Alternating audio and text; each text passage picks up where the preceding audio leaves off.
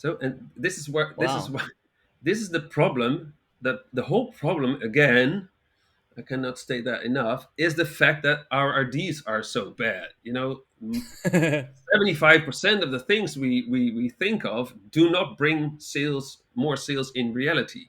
Yeah. If we would only have 10% more good IDs, or 10%, no, 10% less bad IDs, it will bring, in this analysis, 40% more growth. So by doing an explorative phase and a confirmative phase, you Yeah. will definitely shift a lot of the bad ideas out of it already. Do in the confirmative a lot more good ideas testing. It's definitely going to be more than 10%. And then, exponentially, you will definitely find an increase of your effectiveness of over 40%, right? Probably 80% more real growth um, added to your program. So this is very important. Hi, it's Richard here from the Experimentation Podcast. Today I've got a special guest. It's Bart Schutz from Online Dialogue. He's one of the founding members of Online Dialogue, one of the world's most renowned CRO agencies. It's been around since 2009, with a background in consumer psychology and a renowned guest on many podcasts and conferences. Welcome to the podcast, Bart. Very glad to be here. Thank you for the introduction. Me being a psychologist, very proud to be one, actually. Well, part of the reason why I wanted to interview you is because online dialogues, one of their main I guess points of difference compared to other CRO agencies is the huge emphasis on in-depth research on into psychology and consumer behavior, and that's evident in the kinds of tests that you run. So maybe could just as a background, could you tell me some information about how you got started in the world of CRO Right, and right. agent life. Yeah. So my background is obviously consumer psychology. I'm probably the worst psychologist you can get because both my parents are psychologists. My only sister is a psychologist. I married a psychologist. Half of the company are psychologists. So let's say I just have a huge interest in human behavior, Mm, and since I was born. And when so I ran a, let's say, my background very quickly is I started a usability testing company, qualitative research. I yep. got into, but that's what, back in the 90s, right? Internet was sort of still a niche and the new sexy. Then I got into online market research, which was more quantitative already. And then I got into consultancy to use the knowledge that we got from our research, online research, and combined with the insights from behavioral science to apply to on a more strategic level to companies.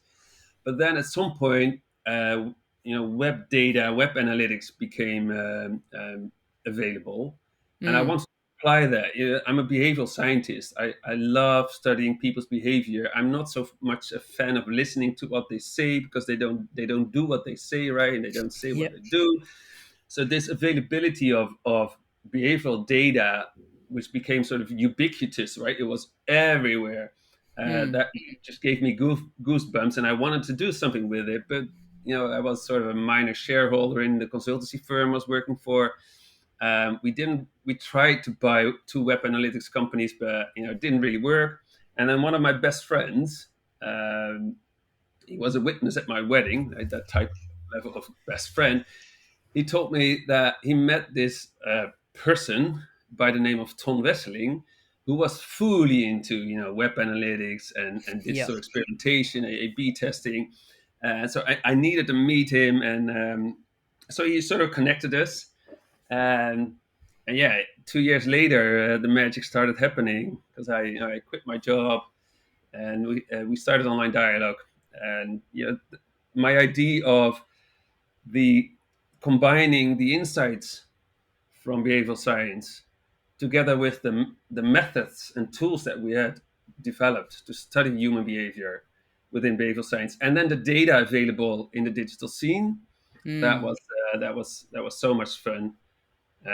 And it was a real, like, a thrill to work together with Tom Wessling, who was available to make sense of all that data and run the experiments. And back in the early days, he was even still doing the coding of the experiments himself, and it was a lot of fun. absolutely was. Yeah. Would you say that? I mean, you were the so he was. It sounds like he was the technical arm of the company, being able to code up tests and run them and look at the data and Yeah, analytics, and as you were well as more the sort the of data analysis, right? He did a lot of yeah. data analysis back. I wasn't even able to do a simple analysis within Google Analytics, or that was absolutely his part. And not only just to sort of analyze the experiments that we did, but also like the pre-analysis. How does the behavior look Yeah. like? So we would really sit together, dive into the data, and he would sort of unveil all these click paths and the user journeys, and I saw where people switched off, and I saw the pages where they spent too much time. And then so I came up with the ideas like, oh, it has to be this type of behavior. Maybe this uncertainty is at play. And he came with a lot of ideas himself as well, right? Hmm. But that combination was really strong. And I have to say, I mean, we're not the only I mean, you're saying we're sort of the thought leader of Well, really combining you're one maybe. of them. Yeah, right. But there's so Yeah. many that also embrace this. I mean, it feels like we sort of started a movement because there's a lot of, I think, attention. I think the average knowledge on how the brain makes decisions within the CRO scene is a lot higher than in a lot of other digital marketing scenes. So yeah, I'm very proud of that, and I love it. And I love the fact that also, we're a sharing community. Everyone shares ideas and Yeah, I test like results. So that. I like that aspect of it. Um, yeah, so uh, awesome intro. Got an awesome story. And yeah, we've got our listeners have got a lot to learn from you in today's chat. So I think the first thing you mentioned, before we went on the podcast, is that a lot of CROs don't realize that I think a third to a half of their tests aren't actual winners. Could you explain that and explain the significance of that? yeah, And yeah. So let me start with something else. I'm sorry. yeah, yeah, no, sure, But, so within CRO, we do lots of types of research to unveil what is the best decision, right? yeah, And the more users we have, and the better our conversion rate, the more we are able to run A/B tests. So we do a lot of A/B testing within CRO, which is a very good thing. And for the listeners that are unaware of the hierarchy of evidence or the pyramid of evidence, try to look it up. Right? It's a scientific pyramid where they qualified the types of research that are available within science on the quality of the evidence. And the higher you go in the hierarchy, the yeah, higher the quality of the evidence. Or, as I prefer to say, the less risk you are taking by basing your decision on that type of research. So down on the bottom are expert opinions and more qualitative studies. Then halfway you get into the more data analysis type of studies, case studies, cross-sectional studies, case control studies, cohort studies. So this is more the web analytics, where you see two segments, you compare them, and then you base your decision. But the highest mm, in the pyramid is what they call in science the randomized controlled trial, which we call the A/B test, right? yes, And then if I compare it to science, our numbers are usually even lot big. We tend to have 100,000 of users in a randomized controlled trial or A/B test. That's unprecedented. The scale, the amount of the experiments that we run, the numbers of users, the power level that we have is unprecedented. So we should never stop using the A/B test, right? If you have enough users and statistical power, we should never mm, stop using the A/B test as our primary tool to base decisions on. And we should make it faster, cheaper, better, of course. But I want to start with that. Having said that, yes, CRO scene is in a replication crisis, mm, and our scene is not aware of the problem yet. And it's big, it's massive. And mm, I'm going to start with the replication price in itself on the winner side, but uh, my second the second thing I'm going to say is even more important. So we find a lot of winners, right? Let's say Yep. you're working in a company, you run 100 A/B tests, and 25 of them are turning into winners. Yep. Now, I experience with a lot of CRO experts that they somewhere are aware, like mostly unaware, but to some, right, we have this feeling that somehow it cannot be true. All these winners, if we add them up, right? We don't. We have this feeling like maybe there's something the case, but we don't dive into it. Yeah. We sort of, it's a what we call a cognitive dissonance within behavioral science. It's an uncomfortable feeling, so it's an area where we're staying a little bit away from, and maybe for a reason, because if you would really dive into it, you would find that, yeah, on average, at least half of your winning experiments is not a winning experiment.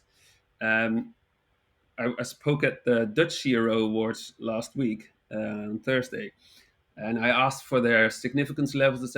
In that, like within that group, and Mm-hmm. these were the best CRO with the best experimenting programs, etc. Yep. It was actually two-third of the winning experiments that would not be, that are in reality not a winner.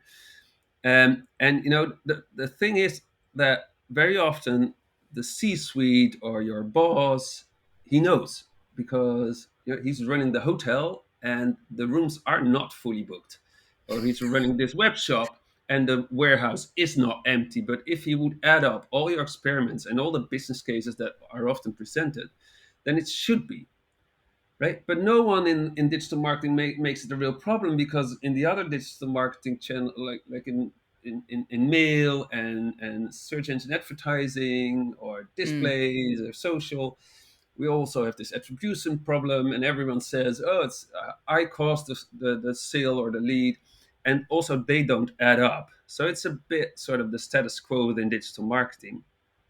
but So just to but just if to just to yeah. clarify the litmus test of whether or not, because I did read your article about this, and would you say the litmus test of um well, how you came to this conclusion that a third to a half of winning tests aren't winners, is it really just down to this is not really actually impacting our business for our primary KPI that we have, which is either sales or sales volume or Yeah. whatever metric you're looking at.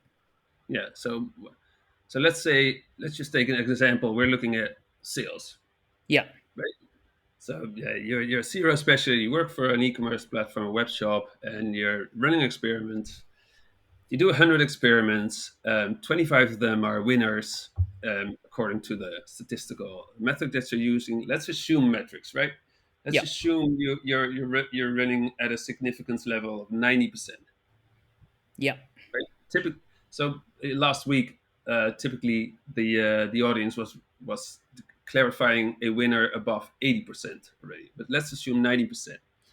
yeah, If you're running a uh, experiments at 90%, and let's say it's one-sided. This is a bit statistical, right? And I never talk to statistics to people because they find it boring, but it's so one-sided important. t-test. Yeah, One-sided, yeah. So and when the p-value ends up below zero point 0.1, alpha is zero point 0.1, then you clarify the winner. yep, Then people have this assumption that somewhere around 10% of the winners will not be a winner, but that's not the case, because the 10% threshold that we're using is for all the experiments that don't make any uplift in reality. So let's yeah, say you have 100 IDs, of which, let's say, 72 do nothing in reality, and yep, 28 bring an uplift in reality. What you're trying to do with your experimental program is find the 28, right? But of the 78, because you use 90% significance level, 10%, so 7, will become, because of all the noise and the coincidence, will become a false winner, right? So significance is about the amount of bad IDs, no uplift, no growth, no extra sales IDs turning into a winner. mm, Then we have 28 good IDs, which we want to find, and but those will not become a winner, all of them, because you don't have the power. The same reason why you find false winners, you also find false losers. I call it missed growth or missed sales. And it's disturbing to see that we're not focusing on balancing this, because this is what the boss is asking us: find me more sales, right? Yeah. So the problem is that probably one third of the good ideas will not turn into a winner because of the power levels. We tend to calculate with 80% power, but if you calculate it backwards, it's usually somewhere between, at the most, 65 or 70%. So a third at least of the good ideas will end up in the bin and will not, be pushed live, and so you Mm. miss some growth. If I now look at the real winners and I combine it with the false winners, right? Yep. I usually, with a 90% significance level, come around 50% of false winners.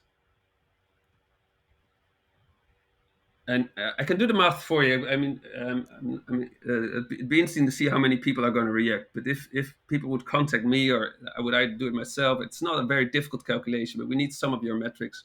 So Um, false positives, like they no, are no, I just want to know winners, the significance level. I just want to know the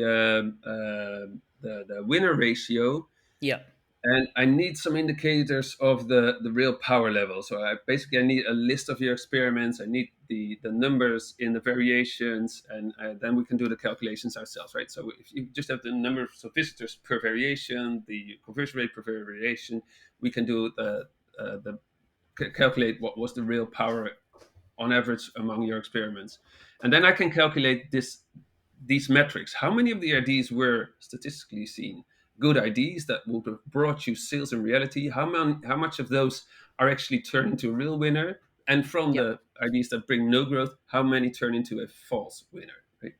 And then you will see a very disturbing reality, because again, at 90% significance, half of your winners are no winners at all. Just over 10% of the false of the losers, and which is usually most of them, right? We tend to have more inconclusive or negative results than we find winners. Around 10% actually are winners in reality, yeah, and that's actually the biggest problem. So people are usually shocked when I tell them that half, or usually even more, of their winning experiments are no winners at all, just statistics, based on statistics. But hmm it's not the problem, because pushing a winner live has very little cost, usually, right? So we have an experiment. We're an e-commerce, we're a web shop. We're selling, let's say, toys. We run yep, an experiment. We include in the title of the toys, we include the age, the target age. So this is a toy, and it's targeted at age 3 to 5 years. Maybe that's a winning idea, right? Um, So we run the test, it's a winner, we push it live, perfect. But maybe it's not a good idea. Maybe it doesn't make any difference, right? We mm. push it live, does nothing. How much did it cost? Right? Maybe 4 hours to have IT check it, or let's say maybe even $1,000 or euros, whatever. It's the costs of a false winner tend to be very low, Because right? it's So just production costs, isn't it? it, exactly, it's just yeah, you're doing it yourself, or some developers doing it, so yeah, whatever. But yeah. the real money The that's left real on the problem table, yeah, is basically what your boss is asking: find me real winners. A yeah, third of your winners, you don't find them, right? So it's yeah, and because science is so focused on the truth, they're so focused on n- excluding all false winners, false positives as they call it. But we're not into finding the truth. We're into finding the money, right? And the problem is that we tend to have only, let's say, 25 or 30% of good ideas.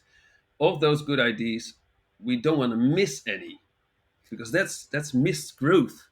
That's winning experiments in the bin. You don't want that.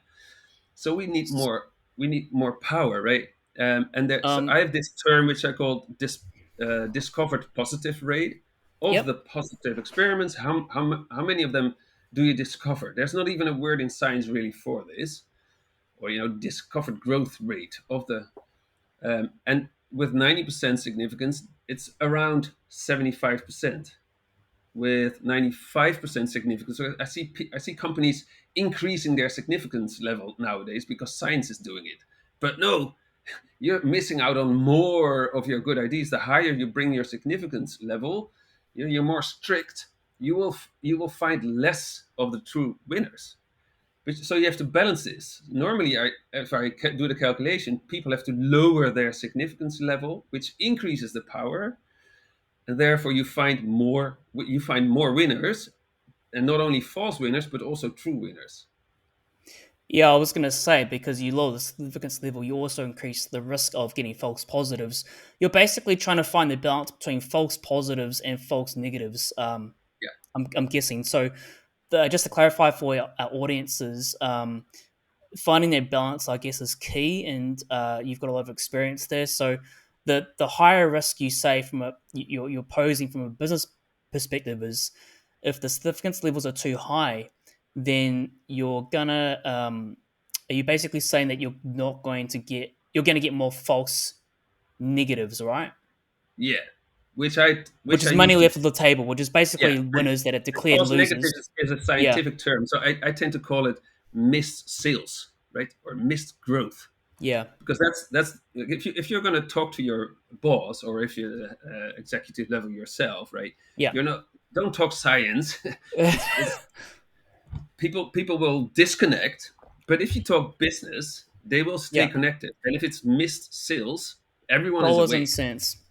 Yeah, right? And if it's fake sales, okay, we know the costs of a like fake growth or fake sale are not so high. But if you could do the the discussion with your boss, your executive, on the balance between, okay, maybe for the whole program, but preferably for every experiment, what would it cost to have a fake sale, a fake winner, which is just the execution of pushing the winner live, and what would it cost to have a missed sale outcome, right? A missed growth, a false negative.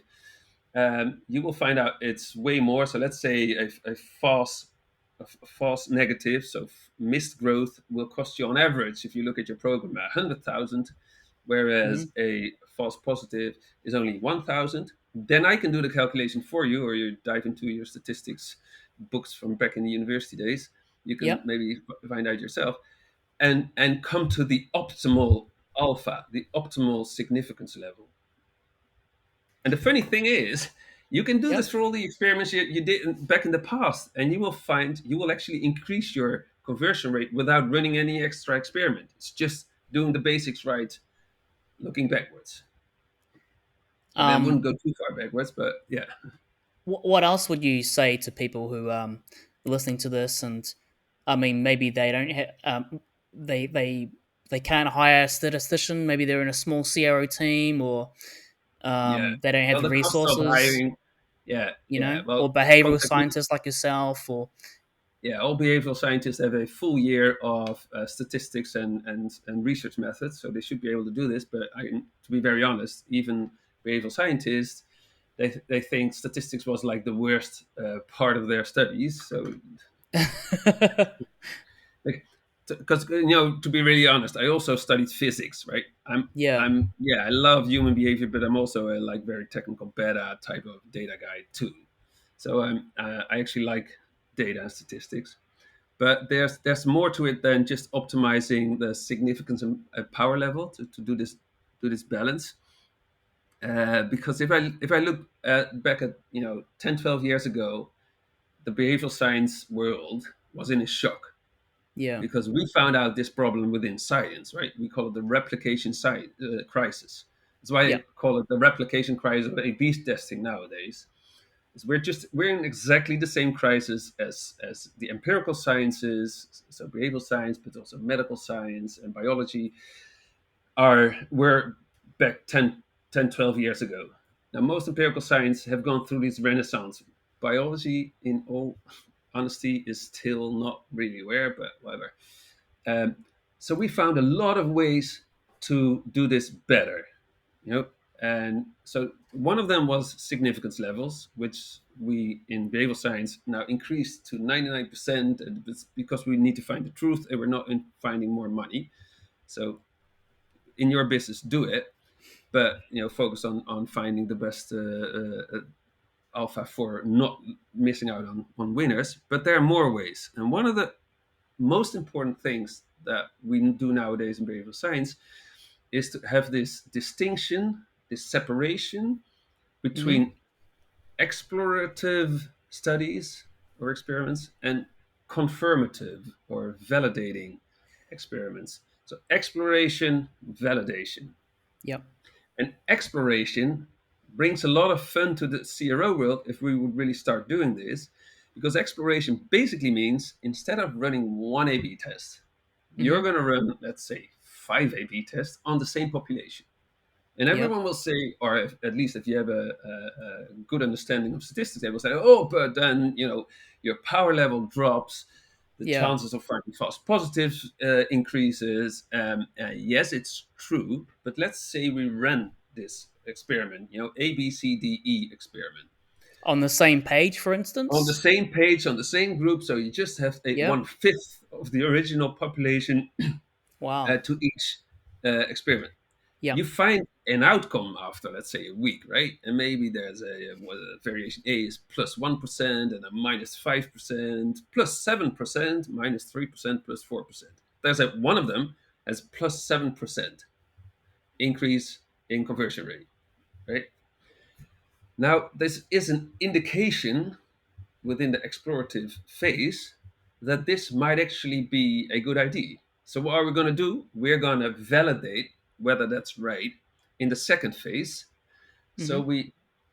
we keep the experiment running for another week, but we close down all the other variations. So, A, Yep. B, D, and E, but we're keeping C because that was the in the explorative phase, the one with the highest uplift. And then we validate it with another week of experimenting. Um, and so just to validate that idea. Mm-hmm. Why is this so important? Why is this the way we work now in behavioral science? Because the the problem of statistics is the fact that I was mentioning 72 bad ideas that bring no uplift, 20% or 28 from 100 good ideas that would bring sales in reality. That's the problem. The fact that we have Yeah. so many ideas that bring no uplift in reality, right? Yep. By doing this explorative phase up front, we have a lot more good ideas that will bring uplift in reality in the second phase. So we're in the replicating phase. We have this division of 78 to 28 Mm-hmm. is maybe switched around, right? So maybe, or maybe even if it would only be 50-50, but we increased the chances of a winning experiment up front. And that has an exponential effect on the statistics of finding false discoveries, of finding false winners and false positives. And the bigger boys in the CRO scene, so all the Microsoft brands and companies like Booking, they're already doing this to have more explorative studies and then replicate or validate them in a confirmatory phase. But so we really have to sort of reinvent our approach to experimental design. Mm. We should stop doing one A/B test, right? We should look at it again. And within science, we do an A/B test twice or three times to be more sure. But you don't want that in business because you're gonna find too many inconclusives that would have been a winner in reality.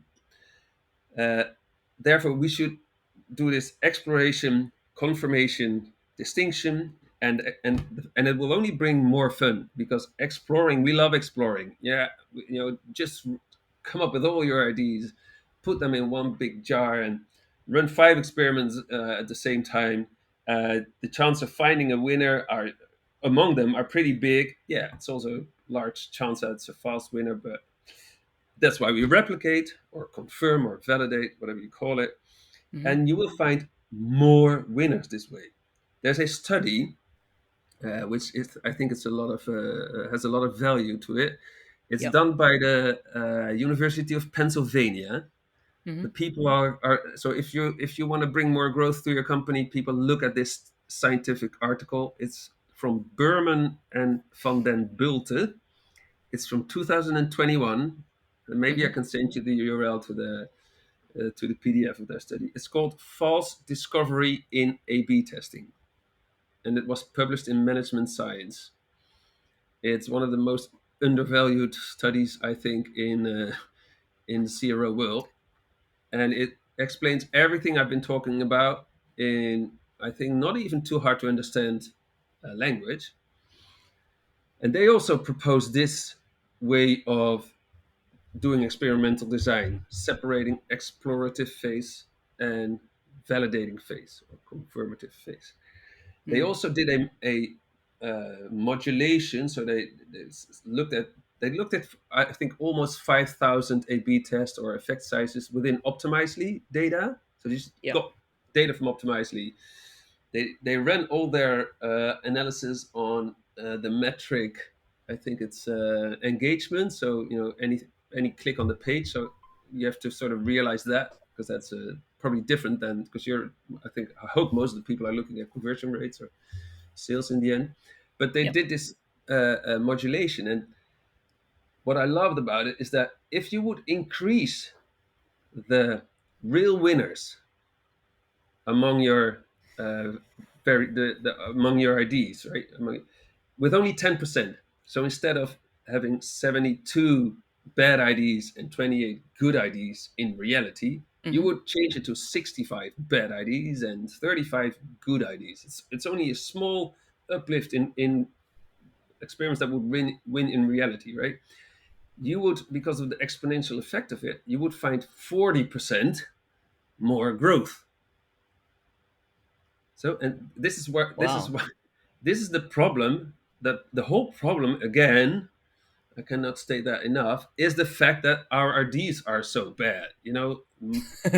75% of the things we think of do not bring more sales in reality. If Yep. we would only have 10% more good IDs or 10%, no, 10% less bad IDs, it will bring in this analysis 40% more growth. So by doing an explorative phase and a confirmative phase, you Yep. will definitely shift a lot of the bad ideas out of it already.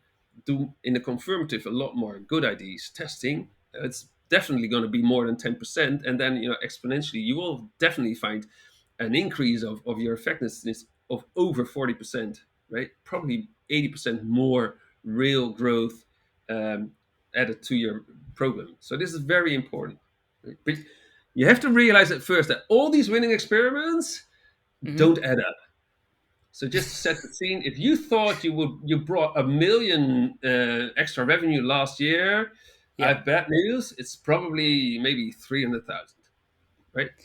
But Gosh. it's very easy to increase the 300,000 to let's say 600,000 by first setting your significance level according to the business rules, not the scientific rules, right? You have to calculate the optimal one. We can help you with Mm-hmm. that. And you have to rethink your experimental design by adding an explorative and a confirmative phase to it. It's very, Yeah, very thorough explanation. I think a lot of people get a lot of value out of that. Hopefully, we'll link. I think you can send me. I think you did send me that PDF, so we can probably link it to the show notes later on. I'm not sure if it's available for free, but I think it sent me something, or it might have been. I think so. Yeah, yeah. Yeah. Let's Anyway, see. yeah. Look, that leads me to another point in terms of trying to get more winners, and this is the use of applying consumer psychology to your tests. And I do know that you said that before the podcast that you've got a whole Yeah. database of tests over the last 13 years. Most of them would you say not 80 to 90% focus on system one as Well, opposed to system two? it's a bit more complicated, but I think that the point now is very easy. Why we are so focused on adding behavioral scientific insights to CRO programs. Because again, if you would only find 10% more good ideas or less bad ideas, Yeah. um, and I think everyone realizes that by having more scientific knowledge on how the brain makes decisions can probably increase the number of good ideas with 10%, right? Can you Which explain to our brings audiences? 40% more sales, folks. Yeah, that's Which, so back in the early days, people say, "Oh, it's only a small difference." Yeah, no, it's not. It's a small difference in the amount of good ideas, maybe, because even a psychologist or consumer, but even people like me who run thousands of experiments cannot predict with 100% certainty if an experiment will win or if it's a good idea or not. But I think we are slightly better, right? mm, But I also think we have not a slightly effect on real increase in sales, because 10% again is 40% more sales. So that's why I'm really emphasizing companies to focus on how the brain works. yeah, And I think I love the fact that we were talking about this before we started the podcast. I love the fact that within the whole digital scene, I think CRO is, I think, one of the thought leaders, front leaders in adding behavioral science to the way they operate, more than search engine advertising or any of the marketing channels. And I also think it's CRO should be. I think you talked about it with Tom. Should be like the layer over all your at least digital activities, but even HR and all the business decisions should be based on evidence. mm, But by applying behavioral science, you will truly understand what drives people, and it starts with the fact, as you were mentioning, that in the brain there's happening more than we are consciously aware. Right? And I think more and more people are being, especially in the CRO scene, are aware of this. They know about system one and system two thinking, yeah, the distinction between conscious, rational, goal directed decisions and the more unconscious or automated, intuitive decisions. There's one thing I think is a fun fact, that is that we just discussed the false discoveries, the replication crisis within the CRO world, right? mm, Daniel Kahneman wrote his book in 2012. He published in 2012. That was yeah, in the midst of the replication crisis within behavioral science. Daniel Kahneman says nowadays that if he would write his book again, it would be less than half as thick, because half or more than half of the studies in his book are underpowered and probably false discoveries. wow. I It's mean, it's a it's huge bloody book. It was like yeah, I actually didn't end up finishing it. It was just so long. I just yeah. oh, it was too But much for me. and I think I like a sort of, if you're a behavioral scientist yourself, one of the funniest fun factors I think about it is that the first scientific publication that Kahneman had together with his late friend Tversky um, was about the belief in small numbers. So Yeah, his very first scientific article was about the belief in small numbers, and then he wrote, like 30 years later, he wrote this massively impactful book. But half of the studies were based on small numbers. He was prone to his own bias that way. Yeah, doesn't mean that the basic point of the book, that there's so much happening in our brain that we're not aware of, and that's way more important than we are aware of mm, in creating our decisions, still holds very strong. And that's the division between what we, because of Kahneman, nowadays call system two and system one thinking. So just for the listeners, if you're not aware, let's say I'm asking you how much is two and two, right? All of us instantly answers four. yeah, But the funny thing is, we don't have to do the calculation anymore. It's automated, yeah, right? Because we are not looking at our fingers and doing two and two and one, two, three, four. No, it's automated answer. But if I ask you, like, how much is 16 times 24, yeah. You're um, thinking, I, what? I'm giving you a hard time. And Yep. you're probably going to multiply 24 by 10 and then adding and then trying to remember 240 and then doing six times. it's your smartphone has calculated this a trillion times in the same time that you take for it. The answer is, by the Mm. way, 384. But this is not an automated answer because you're not getting the question over. You don't have to do this calculation so often, 16 times 24. Um, so maybe you experience a bit the two systems. We have a reflective, automated, you don't have to think about it system, and a rational one, which you can actually do difficult calculations, but it takes a lot of time. It needs a lot of focus and attention because if I would distract you by calling out random numbers, I think everyone knows that it would become harder. Uh, so those are the two sims. There's one other one for the native English people in the audience, which is not a scientific one, but I think it's a very funny one. My son came up to me and he Hmm. asked me the following question. He said, "Dad, I have a question for you. Um, Jack's dad has three sons. What are their names? Huey, Dewey, and Louis. yeah, but if you think about it, because I go like, okay, Louis, but there has to be a trick to this, right? So I'm Yeah, looking at my yeah. son like, where's the trick? And I go like, oh wait a minute, it's Jack's dad. One of them has to be Jack, so it's Huey, Dewey, and Jack. But I think it eloquent. This is sort of an elegant way to explain the same, right? You have this automated answers, automated behavior, automated decisions, but you also have a rational thinking that can inhibit these automated answers, think logically, and come up with, in this case, the right answer. So I was proud that I gave him the right answer, and he thought like, Hmm. bugger, I didn't get him. Have you got any examples of A/B test. system system two tests that um you thought would that surprised you? So I mean there must be outliers where system two tests Oh yeah, work well compared to system one test. What kind of examples would you give to our audiences? right. So Um, one of the examples that I like to use, that was one of the first experiments that we did 9 years ago or 13 years ago, is that there's very often, especially in the early days, we were still yeah, doing a lot of usability testing, qualitative research, and then we would run A/B tests as well. So it's I think it's fun to look at the yeah, outcomes of both, right? yeah. So we've had a lot of experiments where in the qualitative usability test, people would say like, I don't like that. You shouldn't do that.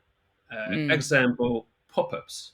Right? Back in those days, we were still like the exit intent pop-ups, for example. yeah. But we were even having still pop-ups when you enter the website. Mm, User testing would say, don't do that. It irritates people, right? They tell us that they would leave the website and prefer a website that does not have a entry pop-up upon entry. We found so many winners with having a pop-up upon entry on the website. And there, I'm not going to explain the scientific or the behavioral science background of it, but I think it shows already that there's a difference between what people think and what they do in reality. yeah.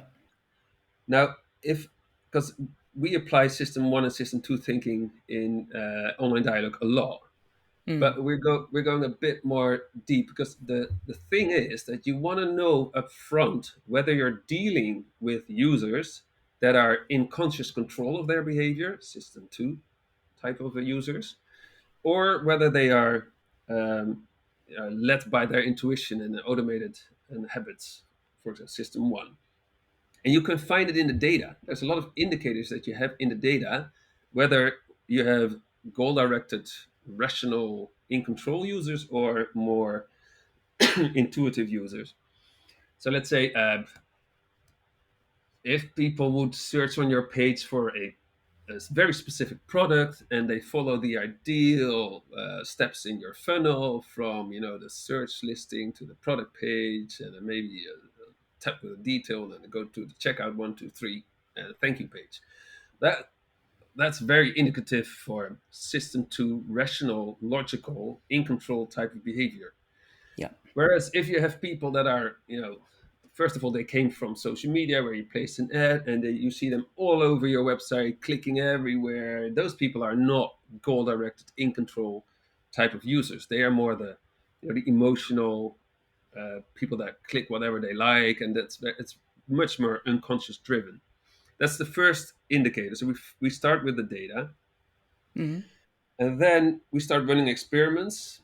Um, I'd say within the system two, the rational one, we run three types of experiments. And for those who dived into behavioral science deeper, I think this is going to be they already know these three types because it's based on BJ Fogg's behavioral model. I Ah, love the model. yes.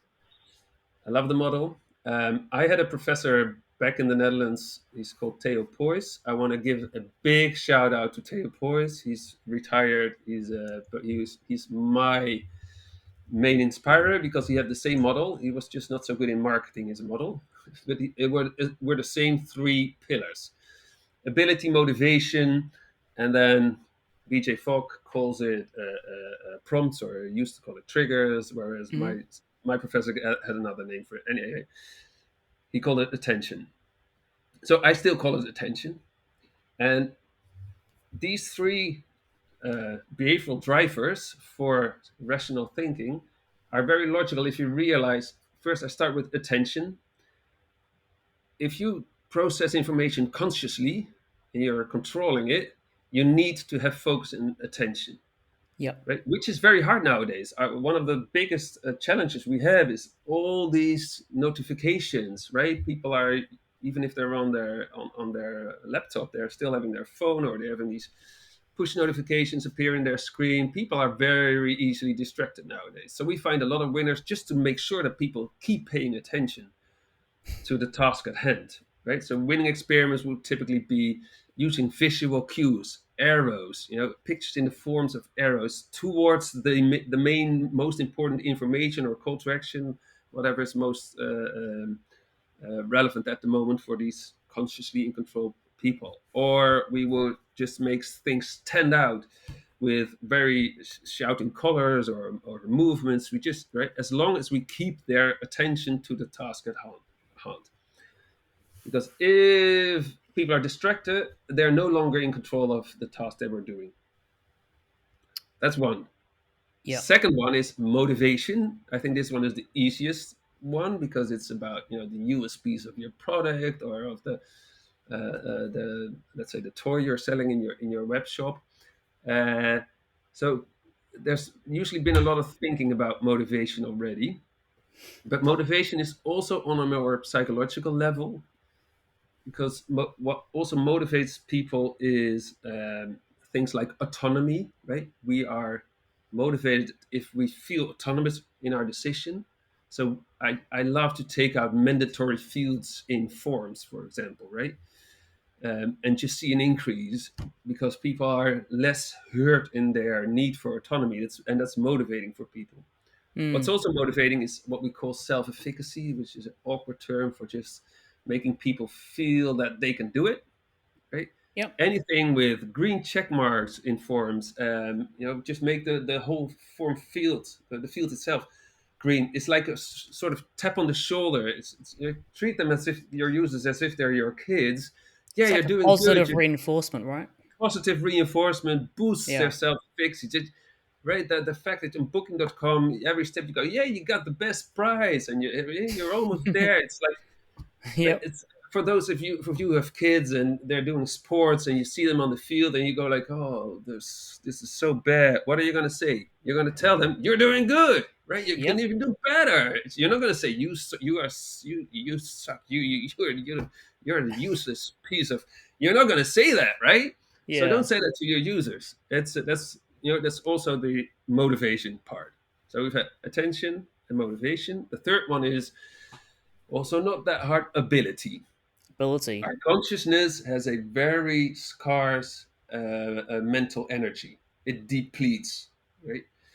So we need to make sure that it's as easy as possible if people are in conscious control of their behavior. Mm. So I take out as many field steps as possible. I take out um, um, distracting images. Right? Just make it as easy as possible. It's also about, uh, let's say, chunking is a very easy ability technique, right? Just if you have your checkout form, and let's say it's a one-page technical solution, just chunk the information that's logically combined. So your details are your first name, your family name, and then you start with your, let's say, if you ask nationality, ask it there, not somewhere else. So we tend to shift around a bit with the things that we're asking. Also on the product page, right? You have the very detailed product details. Put them all together. It's, because people are finding it more easy. It's what we call, with an awkward term, cognitive fluency. It's more easy for people if it's chunked in right pieces. So that's if you're dealing with a system two type of audience, right? They know what business to business people that are looking for a very specific product. They're in control of their behavior, and it tends to be a big group, right? I know, somewhere from I think, just emerging baby type of science called neuromarketing. I'm Yep, not a big fan of neuromarketing. I, I I've heard of that love term. I love the fact that they can look into the brain, and I love to combine the insights more. But I hate the fact that based on a brain scan or EEG scan, they give advice on how to optimize your page. Right? You should always validate that with an A/B test if you can, and please share the results because they still have a lot to learn. So that's system two, right? If you have system one, we only have two types of experiments that we do. Yep, And I was going to say, neuromarketing has a nonsense saying, which is that 95% of your decisions are made unconsciously. I've tried my best to look up where that comes from, and as far as I can get, is that there might have been a professor, I think even at uh, Harvard, I think, that has mentioned that somewhere, but it's not a scientific study. And if you realize that system one is always on, right? Your unconscious brain is always processing information, even while you're asleep, which I yeah. think is a good thing because if you have a fire at house, you will wake up and you will be able to save your life. But it's always on. So it's either 100%, right? Or if they mean that in 5% of the times, your consciousness is controlling your unconsciousness, I think it's way too little because as soon as you start separating people from their money, it Yeah. becomes important for them. They have to justify their decision probably to their partner. And you bet system two is woken up. They it better be, otherwise they'll be dead meat. Their partner Yeah, will kill them. yeah. And it's not like I'm also not so. I love Cialdini for, Cialdini with the bias, Yeah, Robert this Cialdini. Yeah, Robert persuasion. Cialdini with the six bias and heuristics. Yeah, He said, he brought psychology into marketing, and I thank him so much for that. But folks, if you start with applying these more system one insights, yeah, you can start with Cialdini's six principles or seven.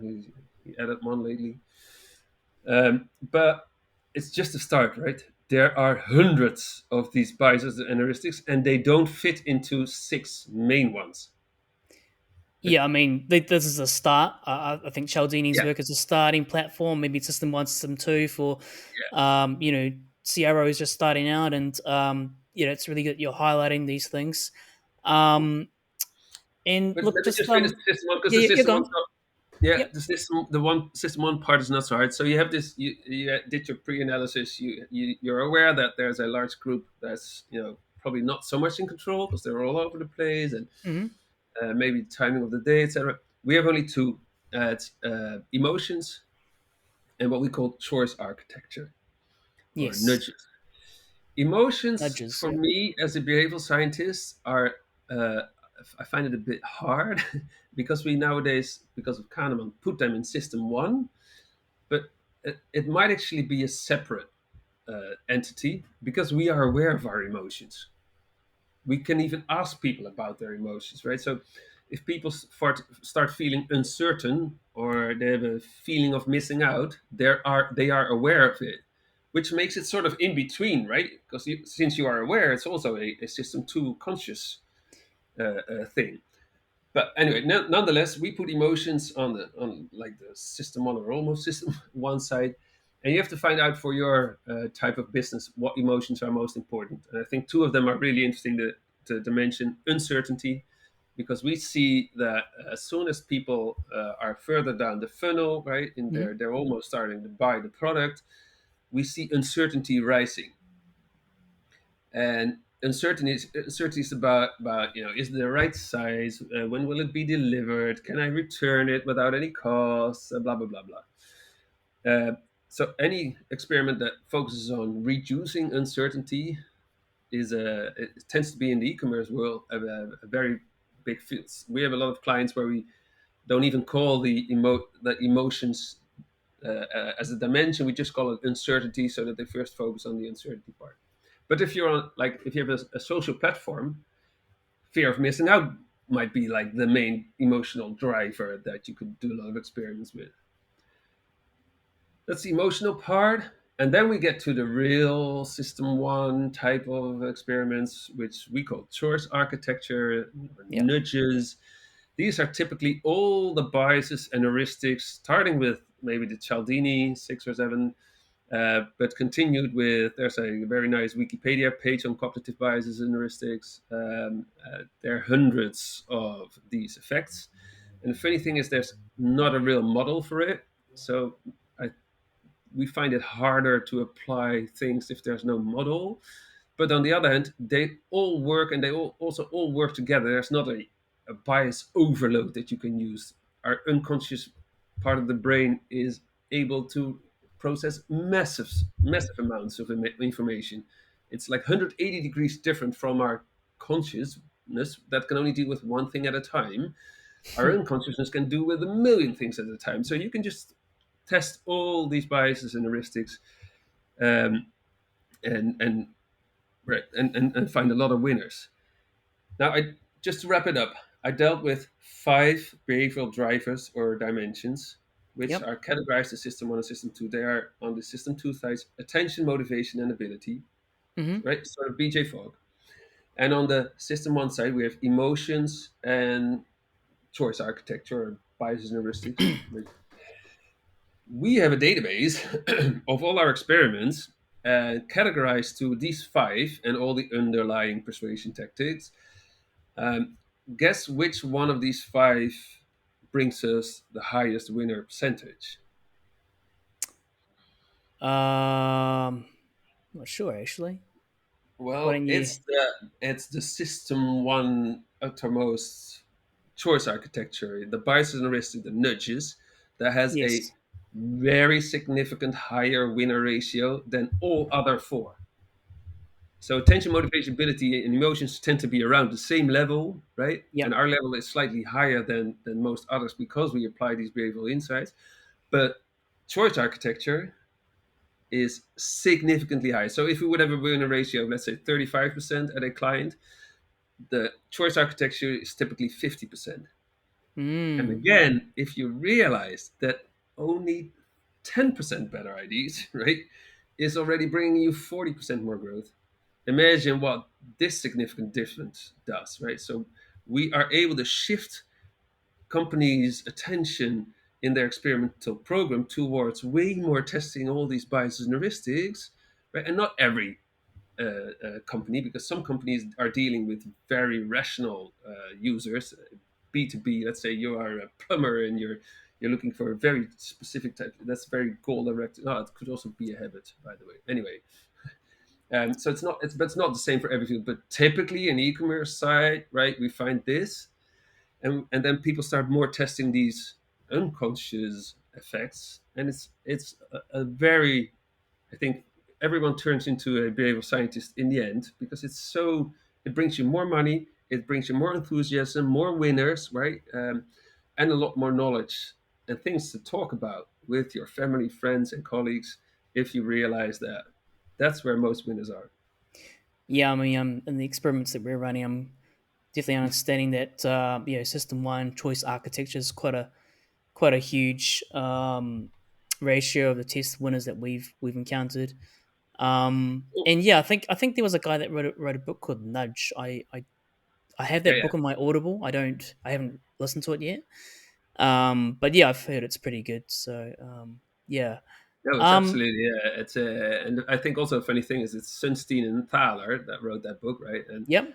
Sunstein is actually I think he's a lawyer, so Oh, really? so they also deal with the yeah, the more lawyer and ethical side of things, which might be a nice little bridge towards, I think, another topic that we wanted to talk about.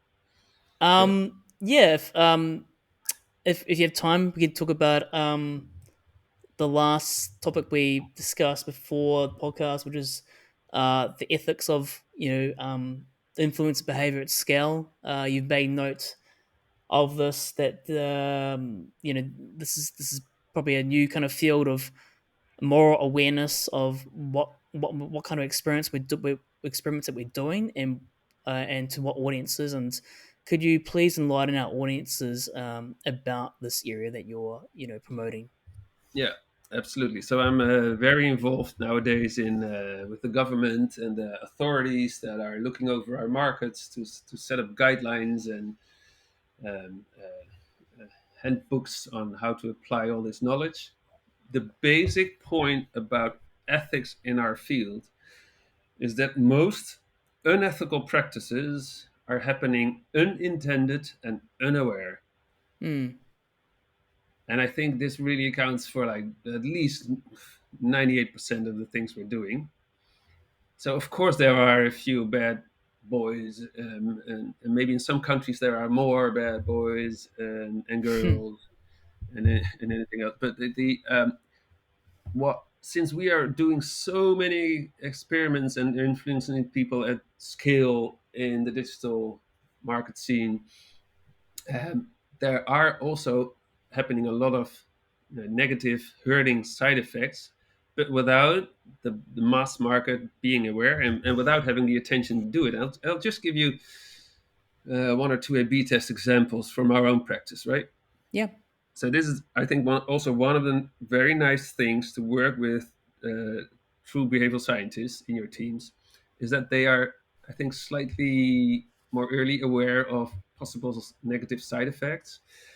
Um, and they studied behavioral science, so they are also very aware of how easy it is to influence people in a positive, but of course also in a negative way. So let me give you an example. We ran an experiment with a telco. Was on the page where you have to choose your plan. They have like 6 or 7 plans, and they go from cheap to expensive, and from a few gigabytes to a lot of gigabytes, right? Yeah. So we tried an experiment based on the anchoring theory. If you switch it around and you go from expensive to cheap, Yep. and from a lot of gigabytes to a few gigabytes, you're probably going to influence the behavior. Hmm. And the assumption was, I think actually the experiment was the other way around, but it doesn't really matter. The assumption was that if you start with the expensive one, right, then on average they will choose a more expensive plan, because Yeah. if they saw 40 euros a month, and then they see 35 and 30, it becomes cheaper. Every step is already cheaper. Because they saw the Dero one first due to the anchoring effect. Yeah. Yeah. And if you switch it around, you start with 10 euros and you go up, I don't know the exact plan rate, but 10, and then 15 is already more expensive. 20 is already more expensive. So it becomes, so they, on average, they choose a cheaper plan, was our assumption. But the assumption was also that because you anchor on the cheaper plans, you might get actually more clients to choose for your brand, because this was one of the prime, more expensive brands in the Netherlands, right? Or actually in Europe. Um, but we ran the experiment in the Netherlands. So we Yep. ran the experiment, and this is exactly what we found. We found with the anchoring on a small number, so the cheaper plan first, we we got more clients, but with a average lower plan. If we did the calculations for them, new clients are very important because you can onboard them in your TV services, internet at home services, all the television program services. You have a new client and you can sort of start building from there. So it's way more valuable to have a new client than a slightly higher plan. So that Hmm. was the winning variation. with the smaller number first. We've been working for this client for a long period already, and we've um, identified and are analyzing what we call vulnerable segments always. So one of the vulnerable segments is everyone under 18, so adolescents, because they have a monthly uh, uh, amount of money to spend, let's say like 25 euros that they get from their parents, and it includes, or maybe 50, I don't know, it includes their telco plan very often, which is like maybe it's a substantial part of their money, right, that they have every month. And they don't have so much money. So for us, it's a vulnerable segment. We did the analysis 6 weeks after because we first have to get the data in, and we have so they bought the product and they still then have to use the product, and then we analyzed all these negative side effects, and we found a what we call in science shocking bill effect, Yep. meaning you went over your data, and I'm not going to say you how much it was, but it was really shocking. It was these kids really had problems. They would not be able to pay for it with their 1 month money, so they all had to go to their parents and say, "I'm sorry, but I bought a too cheap plan." And we thought like this, okay, this is a pretty negative side effect. So we went to this client, to the executives, and we said, like, so we saw this in the data. Hmm. We can do two things, and then we can do three things. We can leave it as it is. We can roll back the experiment, or we can do another randomized controlled trial purely on this group to find more evidence that this effect is really happening.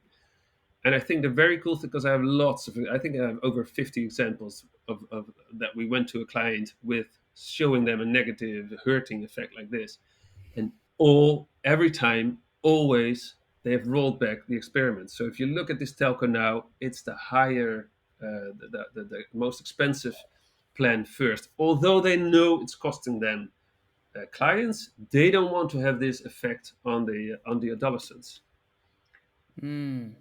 right? And this is my point about ethics. There's no such thing as a, let's say, a dark pattern. I love the dark pattern website.org. Please have a look at the how you can sort of mislead people, manipulate them. But I want to emphasize it's not the psychological tactic usually that's unethical. It's the effect that you have. It's also not your intention. Well, if you have a bad intention, okay, chances are very likely that it's unethical. But even there are also ways. No, anyway, but if you have a good intention, Yep. and then it doesn't matter what technique you're using as long as the effect is good. Like my wife is her specialism is sexual abuse and violence, right? Hmm. She's working with people um, in war zones, right? A lot of these, mostly women, are tend to be reluctant to go into therapy. She uses tactics that we would typically identify as a dark pattern to get them into therapy, but in the end they tend up treated. They don't have nightmares anymore. They're able to sleep again. They don't walk around like witches anymore. So the effect is really good, but she needs to get them into therapy, right? So she would typically say like, the Dutch government or your insurance, if you have one, is paying for your therapy, so there are no costs involved. It's not Yeah. true because you have to go into a clinic, and you do have to pay for your food and maybe even for your bed. So there are costs involved, right? I would call this a bait and switch technique. You're saying it's cheaper than it is, and it's a dark pattern. But It works though. It's a classic pattern that works. The good old yeah, bait and switch.